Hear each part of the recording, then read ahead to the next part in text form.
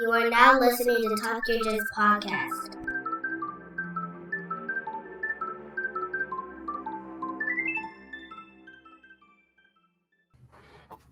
Welcome back to the Talk Your Jits podcast. This podcast is, as name implies, all about jiu-jitsu. I'm your host, Lamar Smith. And today's guest is a purple belt who trains at Baltimore BJJ, located in Baltimore, Maryland. Ladies and gentlemen, Chris Quirk. Hello, thanks for having me. Man, the pleasure is all mine, man. How's you doing? How are you doing today? Doing pretty good. Long day training, military training in jiu-jitsu. Pretty tired, but got to keep going. Got competitions coming up. Yeah, same here, man. I've been pushing to train more and get myself more in shape. So I'm so dead and tired, but gotta keep pushing, man. Gotta keep pushing. Mm-hmm. So, without further ado, let's get the ball rolling. Give the people what they want. If you want to formally introduce yourself again, by all means, and let's hear your jiu-jitsu journey.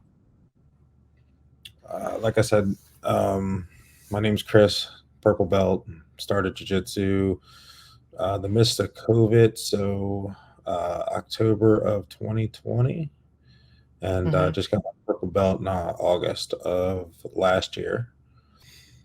Um, Train about twice a day, every day, 6 days a week or so, sometimes 7 days a week, give or take. I compete on a monthly basis. Um, I just won the World Championship, No Gi Championship for IBJJF in December, Oh, and congratulations! thank you. I'm going to Brazil next month to try to win double gold in Brazil at purple belt. I did it at blue last year. Wow. So, what got you started, man? How'd you find jiu-jitsu? So I was a heavy gym goer, lifting weights, bodybuilding, powerlifting, and COVID hit, and the gym started doing the mask thing. I'm not a Mm-hmm. mask fan, especially when doing physical exercise. I mean, it couldn't deal with it. So they said, you have to wear the mask when you walk between your weight station and another station. I was like, all right. And then they came down and said, well, we want you to wear the mask even while you're lifting weights. And I just got fed up with it. And my daughter and we left the gym, and we went home. And next to our house is my gym. And I said, let's go in there and see what they're doing. And we walked in, and nobody had a mask on. It was like, 30 people on the mat having a good time. And I said, that's what I want to do. Uh, Tried it the next day, got beat up pretty good, got addicted to it immediately, and was like, I can't suck at this. So I quit the gym and started jiu-jitsu. Nice, nice. So yeah, so how did that feel? You going in, you're thinking like I'm a big strong guy, I should be able to handle myself, right? Yeah, it was an ego check. Which jiu-jitsu is always an ego check, no matter how good you are. Yeah. But I felt like I was very strong, and I was very strong. I was bench pressing 520 pounds. I was deadlifting 700 pounds. I was super strong, but it did nothing for fighting. I mean, like I said, a lot smaller guys were beating me up all the time, and I was like, well, this is what I'll be doing every day for the rest of my life until I'm winning. And that's kind of where I'm at is I never stop, and I still haven't stopped. Even though I am winning, I'm not stopping. So, Nice, yeah. nice. I mean, so like oh, excuse me, sorry about that. So like being a competitor, like was that competing in jiu-jitsu, was that something that you immediately started to think about when you started jiu-jitsu, or was it kind of like as you progress, you're like, I think I might try competing? I think 3 months in, maybe 90 days, I was Wow. like, I want to compete. And then my first competition was 6 months in which I thought I knew a lot, and I didn't. But I won one, I won two, won two, lost one. Got third place because of the way it works there. Nearly got my neck broken. Um, it was it was a rough first start, that's for sure. Mm. Yeah, I when I hear people say like I just started training and they're talking about their first tournament like 3-4 months in, I'm like, you haven't even learned the basics yet, like Yeah. to do a tournament. But I've seen people have success. I've seen some train wrecks, but Mhm. you never know until you get out there and try. Yeah. Yeah. Yeah. You never know. Like I said, I was training at the time twice a day and athletic ish.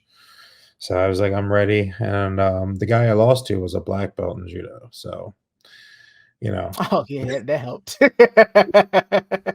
I was a white belt and he was a black belt in judo. Previous mixed martial arts experience. I was 6 months into any experience. So he was sandbagging and cheating. But I won against the Sounds other like two. it. Yeah, so I did okay. Um, my next competition, I won one, lost one. Next one after that was when I started winning more. Um, and then I started winning golds and double gold and double and then triple. Um, and then went on to compete professionally in IBJJF. And I got away from the local stuff, and now that's pretty much all I do is ADCC and IBJJF and professional competing. Oh wow, so you're in there. Yeah. Nice. So for people who listen to the show when he's talking about like double gold and triple gold, he's doing more than one uh division. So gi, no gi, absolute, and I think that's it. But what do you so out of the three, what do you prefer? Like when you No-gi. compete? No gi? Yeah, I mean, I think my gym is a heavy no-gi gym, so but, Mm-hmm. I compete in both. I can, I train gi maybe once or twice a week, um, and I train no-gi every day, just about, but, I wanna make a name for myself, and, a lot of the name that you make for yourself in IBJJF, at least, is in the gi, so whether I like Mm-hmm. it or not, I still go out there and do it. Yeah, as much as I want to kind of like get away from gi, it's still gonna be like the prominent thing in jujitsu because I love no gi myself. Like excuse me, I rather train no gi, but sometimes I do miss the gi. So just trying to Mhm. find that happy balance in between the two. Yeah, yeah.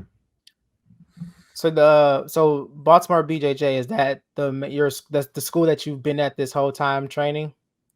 Yeah, that's my home gym. I've been training there for well over 3.5 years, and then I travel a lot. So I've trained at probably 15 or 20 different gyms around the world. Um, but my home gym is Baltimore. Man, how is that? You train at you've been training at your home gym, but when you get a chance to go, whatever you travel and you go to different gyms, like what do you look for in a gym if you when you go visit?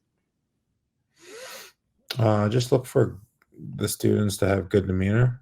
Hmm. That means everything to me is welcoming of the students. So if the students are standalone-ish and not wanting to engage and you know respect visitors, that just puts a bad taste in your mouth. But that doesn't really happen. I think I've only felt like that once. Hmm.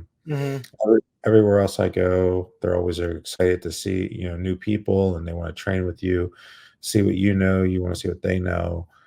It's always interesting to see how other gyms lead their practices and how they train and um, what what level their belts are at, if that makes any Hmm. sense, right? So every Yeah, gym. it makes sense.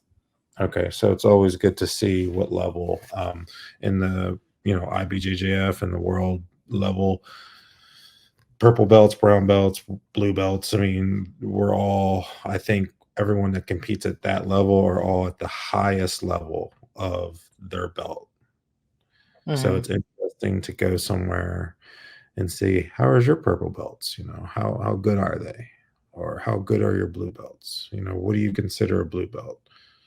Some sides of the country A purple belt might feel like one straight blue belt. And others, they might Mhm. feel like they're sandbagging brown, but it's always fun to see how other gyms um, feel about their students and what they think they should be. Yeah.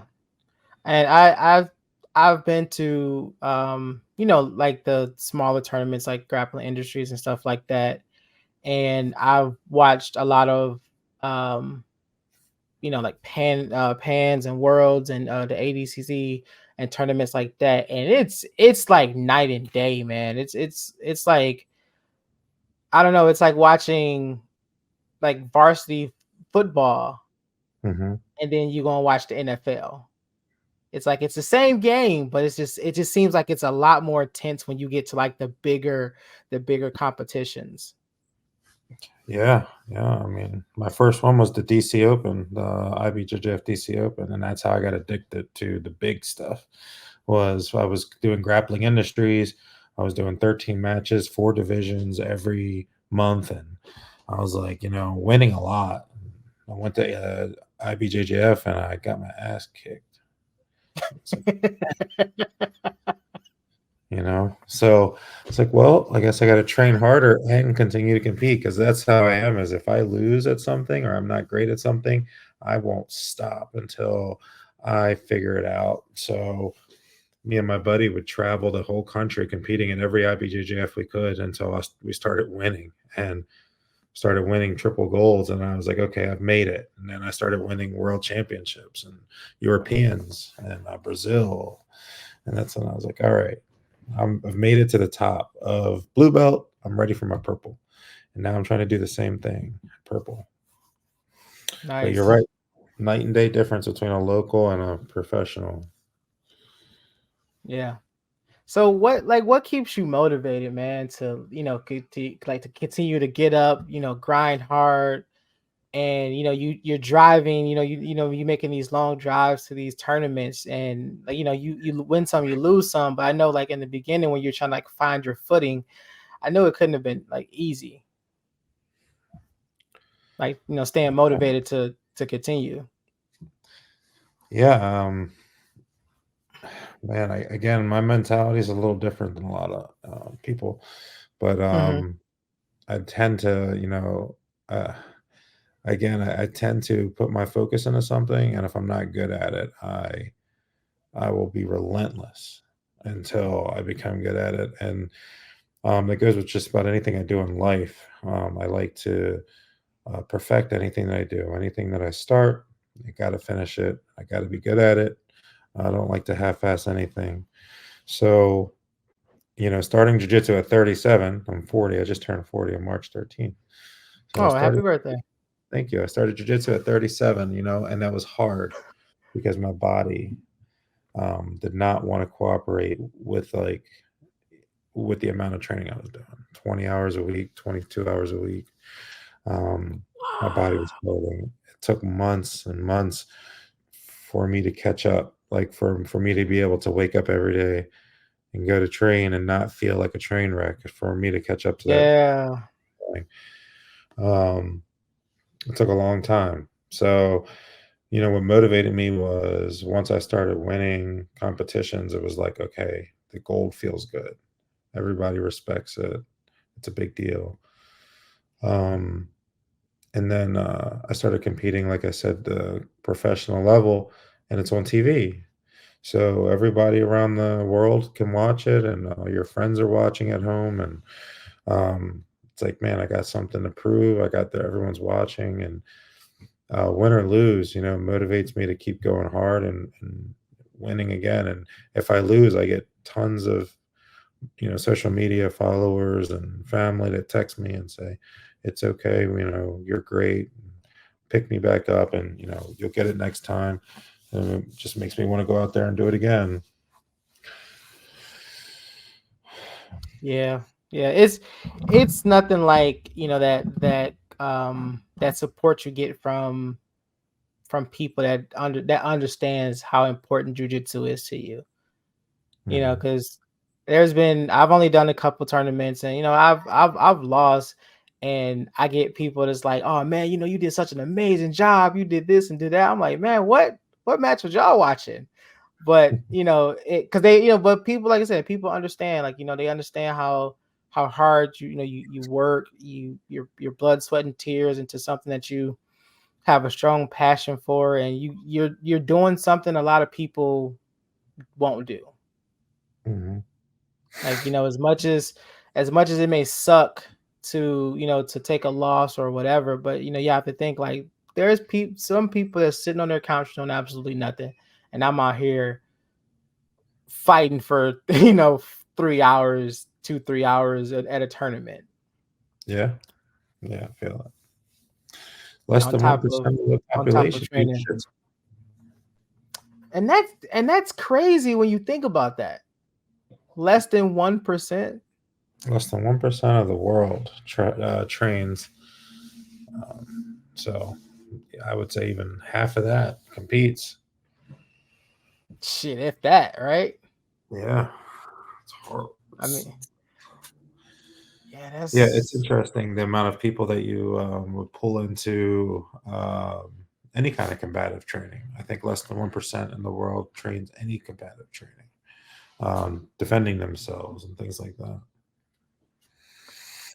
which is scary, man, to to like think about that.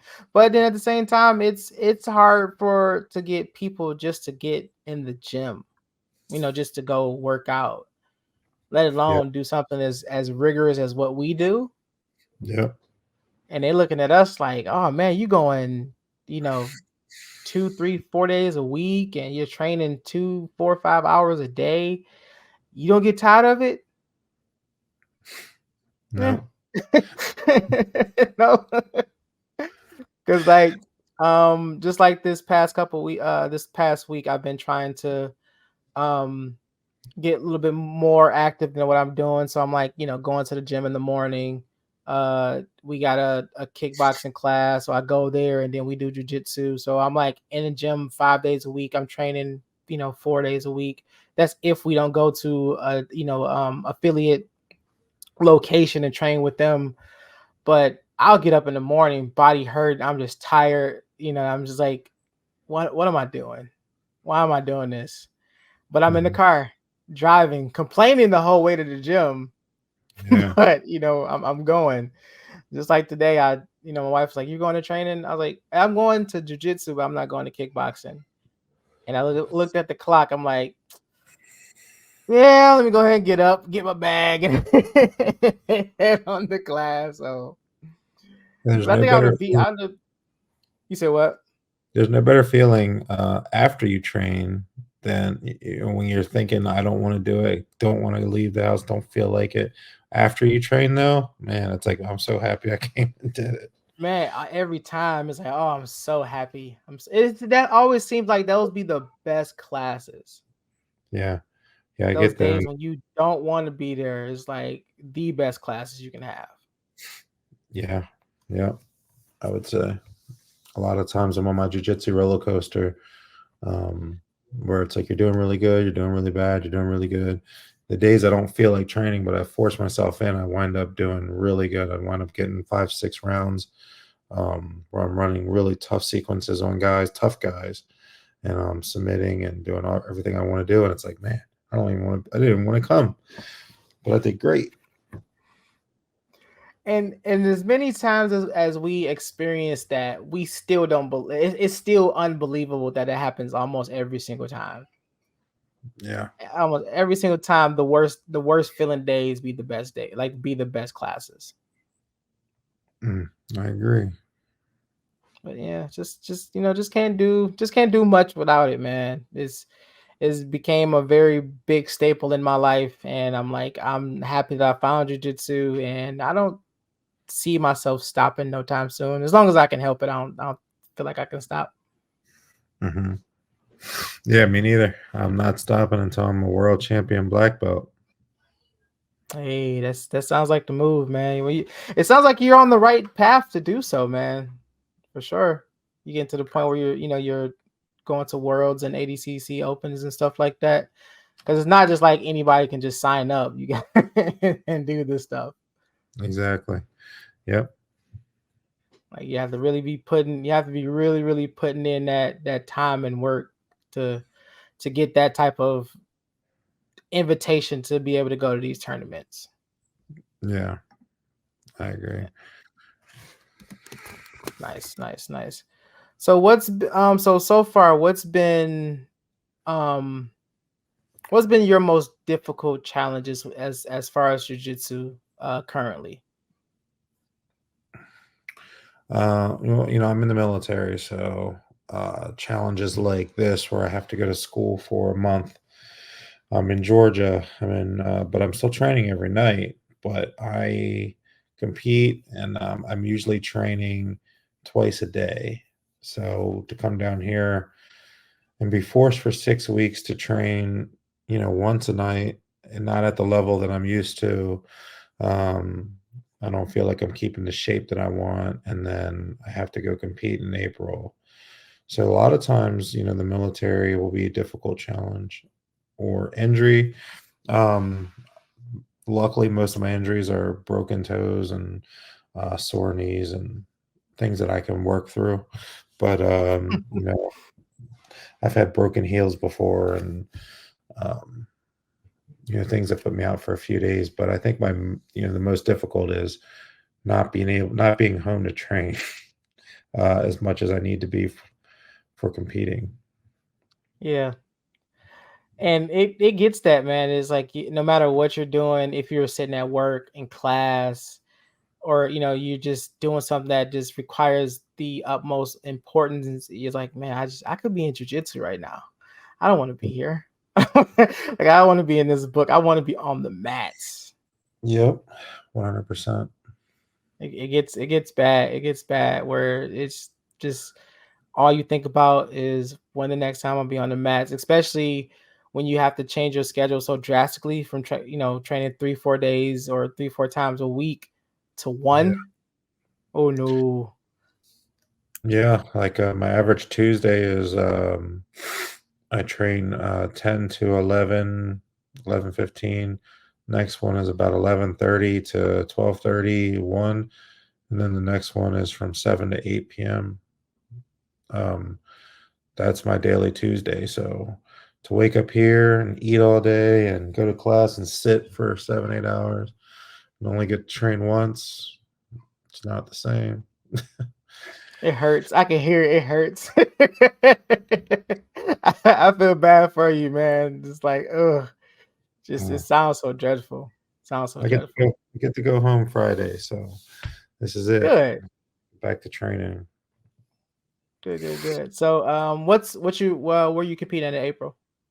Brazil. Oh, wow. Yeah. So, damn, that's awesome. Yeah, one double gold at blue last year. Okay, okay. So this is what you were talking about. You blue and okay. So this is your first time competing out there in purple at purple. Yeah. hmm Yeah, so I'm gonna see what happens. I just went to France in January and I took third.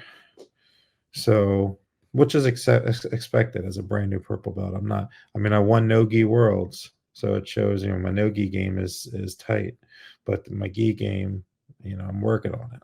So, but I'm going against four stripe purple belts that are almost brown, and they've been playing gi their whole life. So it's always fun, but I'm going to see what I can do. I think I could take a gold. We'll see. I believe you can. I believe you can. So do you? So when it comes to rolling gi and no gi, do you try to keep your game the same, or do you try to like develop two different ones? It's the same. It's the same. Yeah, I run a no-gi game. As a matter of fact, last year in Brazil, when I took that last gold medal, the my final opponent, he came up to me. He spoke okay English, kind of broken. And he said, "You like no-gi?" And I said, "Why? I'm here in the gi." And he's like, "Cause grab my clothes. You always grab my hand." I said, "Yeah." I said, "I'm a no-gi player. Yep, I don't grab the clothes. I constantly grab my hands together for everything I need. I just rely on my own hands. Like I don't play grips on people's clothes. So, yep, he knew it. He said you didn't grab a lapel, you didn't grab a sleeve, you just Nope, I yeah. smothered him. Yeah, I smothered him. Smother choke. Did a no-gi choke. So that's just how I play. I like it, and my fingers look okay. Yeah, I was So just about to say that, man. Once I switched over to no-gi and I just realized like, man, how much love I'm giving my hands for not working the grips. mhm. And I'm like that too. Like I'm trying to, fix my game to where I can play at both gi and no gi. So sometimes I try to work gi with no like lapel grip. So because yeah, Mhm. like after a while, man, your forearms start to burn and everything. It just sucks, and then your hands hurting. It's not fun. Yeah, as a white belt, I played a lot of gi, and I don't miss that feeling in competition.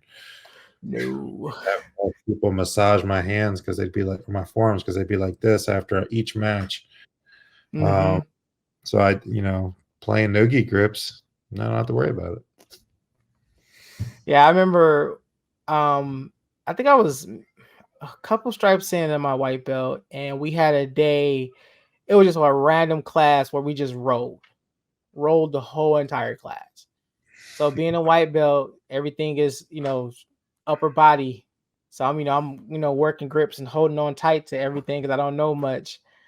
But when I got home, like I was trying to relax, and I'm like, man, what is wrong with my hands? And I could just immediately start to feel everything just cramp up. I'm just sitting there, my fingers are starting to curl.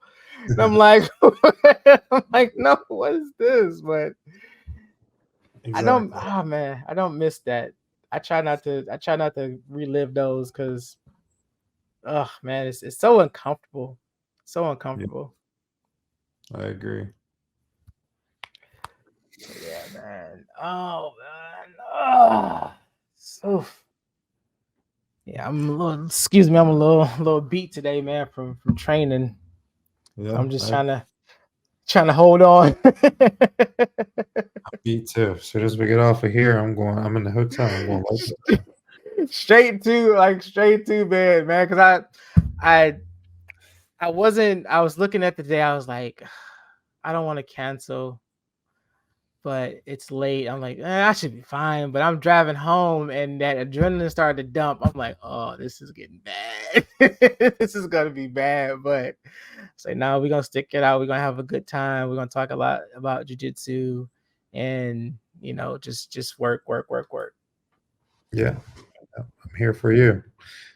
I appreciate it, man. I appreciate it. More than you know, man.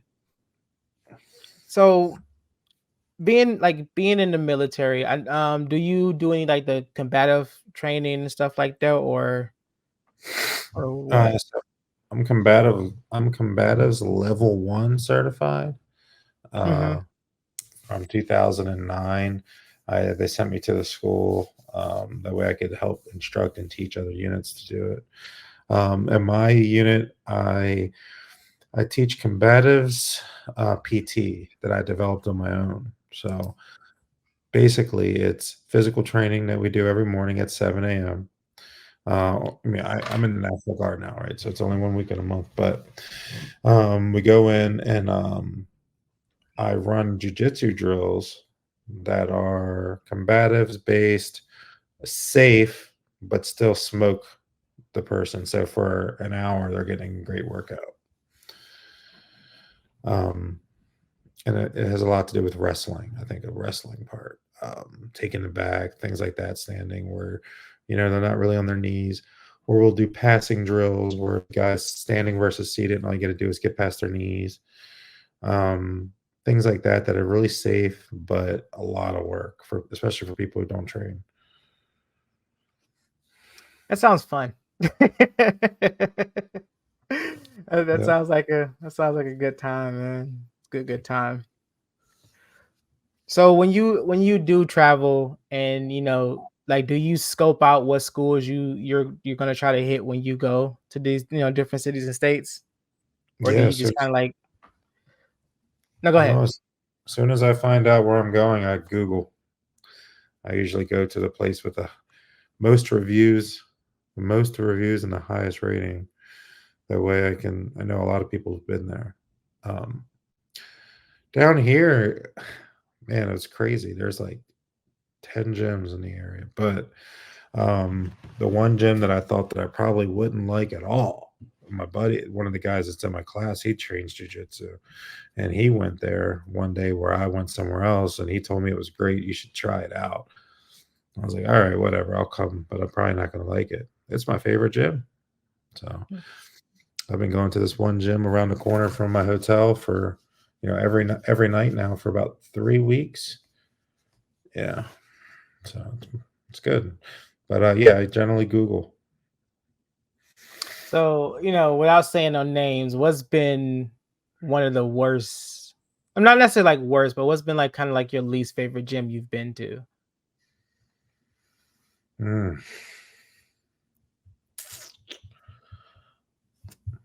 There's just there's a gym, where I was at. I was training for the military for a little while, and it just did not feel welcome. Like, I mean, I felt like I didn't feel like they didn't want me there, but I felt like an outcast. I went in warming up by myself. Nobody wants to be your partner. One guy, he was bigger than me, so he was friendly-ish, but it was like, man, this is not like, these people are just like, you ever been to a gym where it feels like what's it called? Like a cult? I think like, yeah, it was like, hey, I'm not part of your club, but can we train?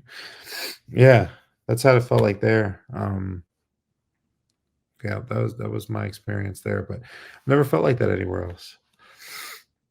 Yeah, Even man. even the Gracie schools I went to in Miami, which is a cult, because at Gracie school you got to wear their uniform, you have to do their warm up, you have to, everything's by the numbers, you have to bow to the pictures, whatever. But I went nogi, and I was a blue belt, and I beat everybody up, and they wound up coming to me every day that I went there, and asked me to show them stuff, work with them. The instructor wanted me to teach him some stuff with no gi stuff, because they're heavy gi gym, and that was cool. But that sounds dope. yeah. So with you visiting a lot of schools, like, what is your, let the people know, your, like, how do you go by visiting other schools? What do Like, you what's mean? your etiquette? Like, how do you, like, like your etiquette and how you present yourself at other schools, like you visiting other schools? I generally, generally email and say, hey, I'm coming through, just don't want to surprise anybody. And then I show up, bow in, do the warm up, whatever. And then I generally don't raise my hand, and I generally let myself be paired with the last person on the mat that needs a partner. And then whoever it is, whatever belt they are, 9 times out of 10, I'll let them work whatever it is that they're working, even on live rolls. I very rarely will turn up anything for a while. I respect them. I respect the instructors. I don't turn up on anybody when I'm visiting, unless we've been chatting for a little while and we know what's good with each other. And then they want it. But generally really respectful. That's my etiquette, is just never try to embarrass anybody. Never try to, beat the shit out of somebody you don't know, unless you're competing. Um, that type of thing goes a Yeah, long way. The it gym I'm definitely at, goes a long way. the instructor, the instructor told me that no one's beat him up like that in a long time, and he doesn't want me to leave. So every time we roll, he wants that 100% me, and because he's having a good time with it. But I had to build up to that. I didn't just walk out there, shake his hand, and then double leg him through the wall. I just let them know, like, hey, I'm here to play, and yeah. Yeah. So a little bit good. Yeah, it's weird, man, visiting other schools. If if anybody listening who's never visited another like a different school, it's kind of like you go there. You obviously jujitsu, because you're visiting a jujitsu school, but almost feel new. Like you almost feel like you're a new white belt walking into a school, because you don't know nobody, and like you said, when they like, oh, anybody want to roll, I'll sit there. I'll be like, then I'm like, if they come to me and be like, want to roll, I'm like, yeah, sure. But I played very, very like timid, because I don't want to, like you said, I don't want to like blow through nobody. I don't want to like make someone feel like I'm just there to just beat up everybody. So I just kind of keep it chill. I let them work the pace, and then if I feel like they want to pick up, and it's like, okay, well then we can raise it a couple levels. Mm-hmm. Yeah, Other that's than me. that, I'm rolling like a scared white belt. And like until then. Yeah, the guy in my class, he said, he's pretty funny. He's also a purple belt from Florida, and he was just telling the class about me, and during our daily briefs that we have to do in the morning. And he's like, this guy, he just lays on the mat like he's a dumb white belt. He doesn't know anything. We were rolling, and then I tried to wrist lock him, and then he just turned into somebody else, and I suffered the whole round. I said, yeah, that's kind of how I start out my role, and I see what you want to do, and I laid there and I let him pass and let him play his game, and he tried to wrist lock me. I said, so this is what you want, okay? So he got competition, Chris, right back at him. Oh man, I love that. I love that. That's like when I went to we have visited a affiliate school, and it was just like we were just flow rolling or whatever, and one of the guys I was rolling with was a white belt, and there was no gi, so I didn't have on any. I just had on my rash guard and stuff, and we're rolling. He's moving. He's very technical, or moving very technical for a white belt. But I'm easily like maneuvering and out of stuff. And he's like, every time I shift a certain way, he would look at me weird. And he's looking at me like, he's like, you trained before? I was like, a little bit. I trained. I was like, I trained a few years or so. But then that's when, like, before we started the lesson, the instructor like introduced me and my training partner and said who we were, and it was like, "Oh, you liar!"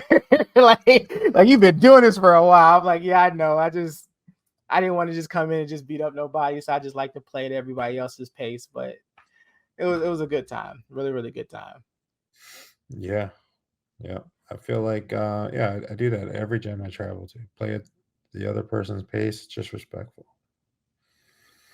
Yeah, because it's hard. It's already a bad air about visiting other gyms and stuff like that. So you just don't want to fall into that, and that bull crap. And you want to be able to feel welcome wherever you go. Yep, yep. I'm a big guy. I'm 260 pounds.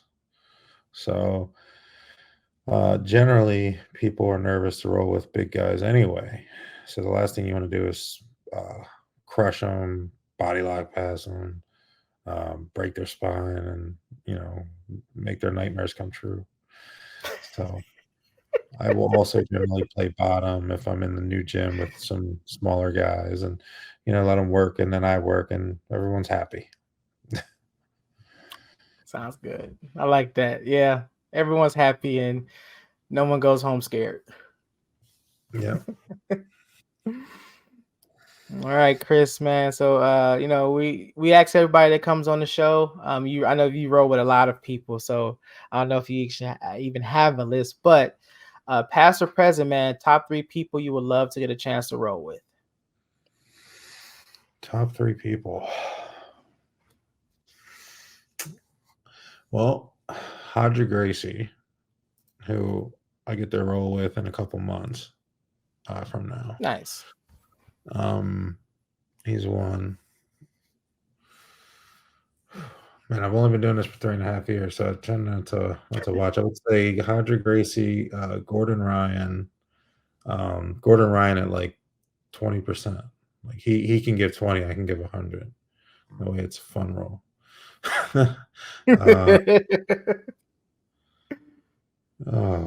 Let's see. I would have to say.